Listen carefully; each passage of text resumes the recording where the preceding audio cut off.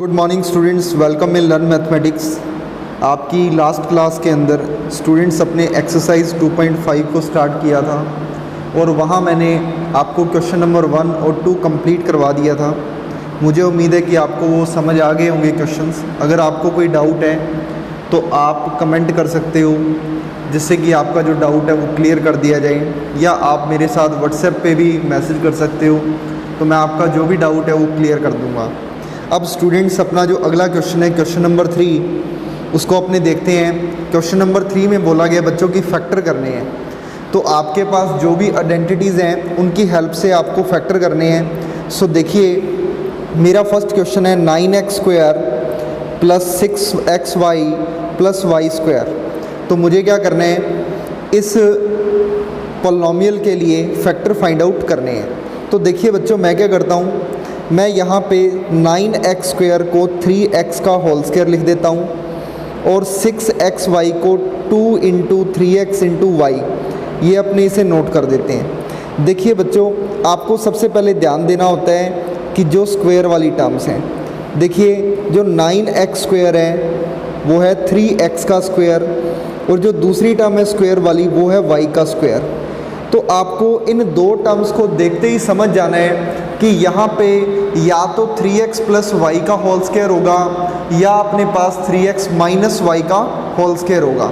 अब देखिए, क्योंकि यहाँ पॉजिटिव साइन है तो इस वजह से 3x प्लस वाई का ही होल स्क्वायर बनेगा। अब देखिए बच्चों, ये आपका a का काम करेगा और ये b का काम करेगा। तो यहाँ मेरे पास जो 6xy था तो मैंने उसे क्या नोट किया, 2 इंटू 3x इंटू वाई, कि जिससे ये लगे 2 इंटू a इंटू बी। अब इसके बाद ये y का स्क्वायर है। अब देखिए बच्चों, ये आपका फॉर्मूला बन गया a² 2ab b²। तो ये किसके इक्वल होता है, a plus B whole square के। तो मैं यहाँ पे नोट कर सकता हूँ 3x plus Y whole square. अब देखिए पावर 2 है तो अपने इसे अलग अलग मल्टीप्लाई की फॉर्म में नोट कर सकते हैं, जो कि यहाँ मैंने नोट कर दिया है। सो स्टूडेंट्स, ये जो आपका पॉलिनॉमियल था वो इक्वल है 3x plus Y into 3x plus Y, और ये दोनों ही क्या हैं, ये दोनों इसके फैक्टर्स हैं। तो स्टूडेंट्स, ये आपका फर्स्ट क्वेश्चन था क्वेश्चन नंबर 3 के लिए। अब इसके बाद सेकंड पार्ट देखिए। सेकंड पार्ट में अपने को गिवन है 4y² माइनस 4y प्लस 1। तो स्टूडेंट्स, इस पार्ट में देखिए, क्योंकि यहाँ नेगेटिव आ रहे हैं, तो नेगेटिव आ रहा है तो फॉर्मूला ये नेगेटिव का होगा। सबसे पहले क्या करना है आपको, जो स्क्वायर वाली टर्म्स है उस पर ध्यान देना है। तो यहाँ मेरे पास क्या है, 4y² है, तो 4y² को मैं नोट कर सकता हूँ 2y का स्क्वायर। उधर 1 है तो 1 को नोट कर देंगे 1 का स्क्वायर। अब मिडिल वाली टर्म पे आ जाओ, तो उसे अपने को क्या लिखना होता है, 2ab। सो आई नोट 2 इंटू 2y इंटू 1। तो यहाँ देख सकते हो आप, लिखा हुआ है 2 मल्टीप्लाई 2y इंटू 1। तो स्टूडेंट्स, ये मेरे पास बन गया a² minus 2ab plus b² and it is equal to a minus B whole square. तो बच्चों, यहाँ मेरे पास जो फॉर्मूला आ गया है, इससे आपका जो पॉलिनॉमियल है वो इक्वल हो गया 2y माइनस 1 होल स्क्वायर के। और आप इसे अगर मल्टीप्लाई फॉर्म में लिखोगे तो 2y माइनस 1 लिख सकते हो। और ये दोनों ही क्या हैं, ये दोनों ही अपने पास इस पॉलिनॉमियल के फैक्टर हैं। अब इसके बाद देखिए, आपका जो अगला पार्ट है, पार्ट नंबर 3। पार्ट नंबर 3 में दिया हुआ है students x² minus y² bye 100। देखिए बच्चों, अगर अपने पास स्क्वायर वाली टर्म्स हो और वो दो ही टर्म हो तो वहाँ पे 100% चांसेस यही हैं कि फॉर्मूला लगेगा a² माइनस b² का। ये जो अपने पास x² दिया हुआ है तो इसे अपने नोट कर देते हैं x का स्क्वायर, और जो y² बाय 100 है इसको नोट करते हैं y बाय 10 होल स्क्वायर। तो स्टूडेंट्स, आप जानते हो कि a² माइनस b² किसके इक्वल होगा, a minus B into a plus B. तो आप इसे नोट कर सकते हो x minus Y by 10 multiply x plus Y by 10। तो ये बच्चों आपका थर्ड पार्ट यहाँ पे कंप्लीट होता है, और इसी के साथ ही आपका क्वेश्चन नंबर 3 भी कंप्लीट हो गया है। अब इसके बाद देखिए, आपका जो क्वेश्चन नंबर 4 है, उसमें बोला गया है कि आपको एक्सपेंड करना है सभी को और यूज़ क्या करना है, आइडेंटिटी। अब देखिए बच्चों, जो आपका क्वेश्चन नंबर 4 है वो डिपेंडेंट रहेगा इस फॉर्मूले के ऊपर, a + b + c whole square. तो यहाँ मैं मोस्टली यही यूज़ करने वाला हूँ। और आपको यदि याद हो तो मैंने आपको इस फॉर्मूले की हेल्प से 2 फॉर्मूले और लिखवाए हुए हैं, एक तो a + b - c whole square और एक a - b + c whole square. तो स्टूडेंट्स, ये जो फॉर्मूले हैं ये भी अपने काम के फॉर्मूले हैं, लेकिन मैं इस क्वेश्चन में इनको इतना यूज़ नहीं करूँगा। ये जो 2 फॉर्मूले हैं अपने इसको अगले क्वेश्चन में यूज़ करेंगे जब अपने फैक्टराइज करेंगे। सो देखिए बच्चों, आपका जो फर्स्ट क्वेश्चन है उसमें बोला गया है x + 2y + 4z का आपको होल स्क्वायर करना है। तो देखिए यहाँ मेरे पास ये फॉर्मूला लगेगा। a का काम कौन कर रहे हैं, तो यहाँ a का काम कर रहा है x, और b का काम कौन कर रहे हैं, b का काम कर रहा है 2y, और c का काम कौन कर रहे हैं 4z। तो ये मैं फॉर्मूला अप्लाई करता हूँ। देखिए a² b² c², 2ab 2bc 2ac, तो ये मैं अप्लाई कर देता हूँ। अब इसके बाद देखिए बच्चों,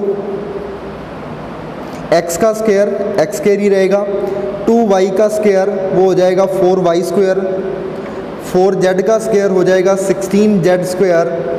देन इसके बाद ये जो 2x 2y है ये बन जाएगा 4xy, 2 × 2y × 4z जो है वो आपका बन जाएगा 16yz, और ये जो आपका 2 × 4z × x है ये बन जाएगा 8 × zx। तो ये बच्चों मेरे पास एक्सपेंशन आ गया है किसका, x + 2y + 4z whole square. अब इसके बाद देखिए स्टूडेंट्स, आपका जो अगला पार्ट दिया हुआ है यहाँ पे मेरे पास है 2x - y + z whole square.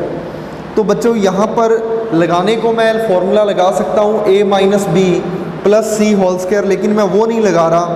आपको इसी फॉर्मूले से कैसे सॉल्व करने हैं ये मैं समझाता हूँ। तो ध्यान से देखिए, इसको अपने थोड़ा मॉडिफाई करके नोट करते हैं। तो क्या मैं इसे ऐसे नोट कर सकता हूँ, बिल्कुल कर सकता हूँ। तो देखिए बच्चों, ये मेरे पास a + b + c बन गया ना। तो यहाँ मेरे पास a का वर्क कौन कर रहा है 2x, b का वर्क कौन कर रहा है -y, c का वर्क कर रहा है z। तो यहाँ पर अपने इन वैल्यूज़ की हेल्प से इसको सॉल्व करते हैं। देखिए a² यानी 2x का स्क्वायर, तो आप 2x का स्क्वायर करोगे तो मेरे पास वैल्यू आ जाएगी 4x², b² यानी -y², तो +y² आएगा। इसके बाद z² रहेगा। देन इसके बाद 2 × 2x × -y, तो ये बन गया -4xy। देन इसके बाद 2 × -y × z, तो ये बन गया -2yz। देन इसके बाद 2 × z × 2x, तो ये बन गया 4 × zx। तो ये बच्चों मेरे पास सिंपली ये फार्मूला है, इसको मैंने अप्लाई किया है और इससे मेरा जो रिज़ल्ट है वो मुझे मिल गया है। अब इसके बाद देखिए बच्चों, आपका जो थर्ड पार्ट है, अब थर्ड पार्ट में क्या दिया हुआ है, जो नेगेटिव टर्म है वो अब फर्स्ट टर्म है। देखिए स्टूडेंट्स, यहाँ मेरे पास जो a है वो -2x होगा। अब देखिए जैसे लास्ट अपने इसको सेट किया था वैसे ही करके करेंगे। -2x को ब्रैकेट में लिखो, +3y + 2z। तो ये बच्चों आपका a है, ये b है और ये c है। इसके अकॉर्डिंग अपने क्या करते हैं, इसे सॉल्व करते हैं। फॉर्मूला वही रहेगा, a² b² c², 2ab 2bc 2ac। अब इसे सिंप्लीफाई करने, -2x का स्क्वायर होता है 4x², 3y का स्क्वायर होता है 9y², देन उसके बाद 2z² = 4z², then 2 × -2x × 3y, so it is 12xy। Then इसके बाद अपने देखिए 2 × 3y × 2z, तो ये मेरे पास आएगा 12yz। देन 2 × 2z × -2x, तो ये आपका आ गया 8zx। तो बच्चों ये आपका आंसर है इस थर्ड पार्ट के लिए। देखिए स्टूडेंट्स, यहाँ मेरे पास टोटल 6 पार्ट हैं इस क्वेश्चन नंबर 4 के। तो मैं आपको सारे नहीं करवाऊँगा, वैसे ये जो PDF है इसमें सारे किए हुए हैं। तो वीडियो अपलोड होने के बाद मैं आपको जो PDF है वो भी दे दूँगा, तो वहाँ PDF से देख सकते हो। लेकिन आपको जो 5th और 6th पार्ट है इसका वो खुद करना है। अब इसके बाद देखिए आपका part number 4। Students part number 4 में क्या बोला गया है, 3a माइनस 7b माइनस सी होल स्क्वायर। तो बच्चों आप इसको दोबारा सेट करोगे। सो देखिए -7b को अपने नोट कर सकते हैं प्लस ब्रैकेट में -7b, माइनस सी को नोट कर सकते हैं प्लस माइनस सी। अब देखिए मेरे पास ये फॉर्मूला है, अब अपने को इस फॉर्मूले को लगाने हैं। सो ए स्क्वायर बी स्क्वायर सी स्क्वायर 2ab 2bc 2ac। सो 3a का स्क्वायर होता है 9a स्क्वायर, माइनस 7b का square 49b square, minus C का square it is plus C square. 2 into 3a into minus 7b, तो ये आएगा 42ab। देन इसके बाद देखिए 2 into minus 7b into minus C, तो ये मेरे पास आएगा 14bc। देन इसके बाद 2 इंटू माइनस सी इंटू 3a, तो माइनस 6ac। तो स्टूडेंट्स ये मेरे पास आपका 3a minus 7b minus C का होल स्क्वायर आ गया है। अब इसके बाद देखिए आपका ये 5th पार्ट है। तो 5th में आपका क्या रहेगा कि a और जो c है वो नेगेटिव रहेंगे। और अगर 6th की बात की जाए तो 6th में क्या है, ओनली आपका जो सेकंड टर्म b होता है वो नेगेटिव है। तो आप इसको सेम फार्मूले से अप्लाई करोगे तो आपका ये रिज़ल्ट सिंप्लीफाई हो जाएगा। आपको कैलकुलेटिव मिस्टेक नहीं करनी है। अगर आप कैलकुलेशन में मिस्टेक करोगे तो ऑब्वियस सी बात है कि आपका आंसर हो सकता है गलत आए, लेकिन आप कैलकुलेशन बिल्कुल सही करें तो आप इस फॉर्मूले के अकॉर्डिंग आपका जो रिज़ल्ट है वो निकाल सकते हो।